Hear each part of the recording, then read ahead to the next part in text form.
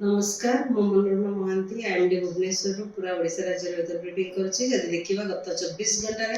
अधिकांश स्थान रे हल्का मध्यम धरण वर्षा रेकर्ड होइतबा सहित 19 स्थान रे प्रबल वर्षा रेकर्ड करा जायछि और 2टी स्थान रे अति प्रबल वर्षा रेकर्ड करा जायछि। सर्वाधिक वर्षा रेकर्ड करा जायछि संबलपुर जिल्ला रे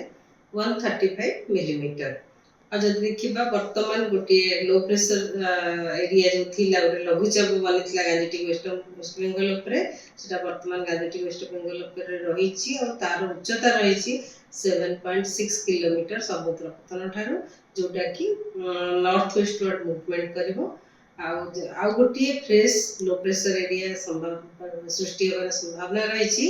25 तारीख पाखापाखि आमर north west bay of Bengal और ओडिशा वेस्ट बेंगल उपकूल पाखापाखि एरिया रे आगामी 4-5 दिन वर्षा रही प्रबल वर्षा भी रही संभावना रही। देखिए आगामी 24 घंटा भितर प्रबल अति प्रबल वर्षा होगार संभावना रही गोटे कि 2टा स्थान जमीक सुंदरगढ़ बरगढ़ झारसुगुड़ा केउंझर जिले में ता सहित गोटे कि 2टा जगह प्रबल वर्षा होगार संभावना रही संबलपुर देवगढ़ अनुगुल मयूरभंज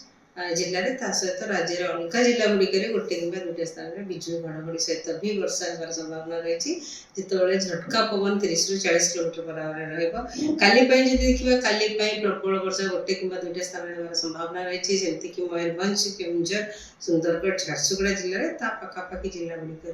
उपकूलवर्ती जिला गुड़िक भी गोटे कि 2टा स्थान में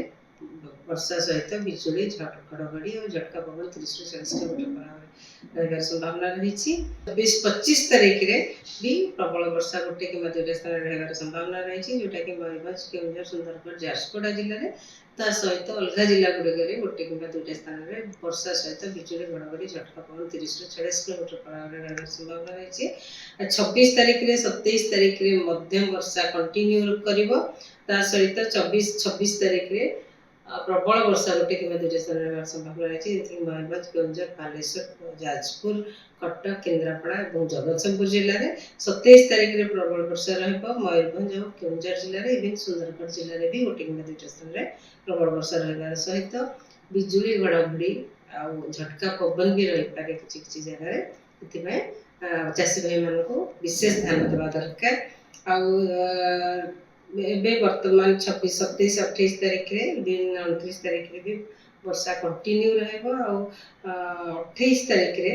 प्रबल वर्षा केन्द्रापड़ा जगतसिंहपुर पुरी नयागढ़ गंजाम जिले में गोटे कि 2टा स्थान रहबार संभावना रही। फिशरमैन वार्निंग आगामी 24 घंटा दिया जाए 23 तारीख 24 तारीख रहबो हमर उपकूलवर्ती ओडिशा उपकूल ता सहित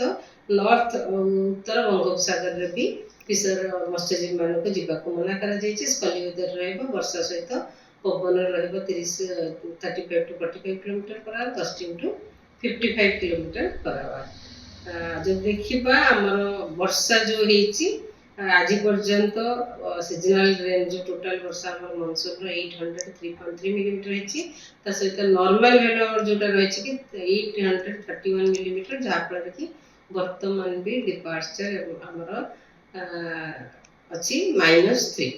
आउ काली जो वर्षा होता सब जगह वर्षा होता आज भी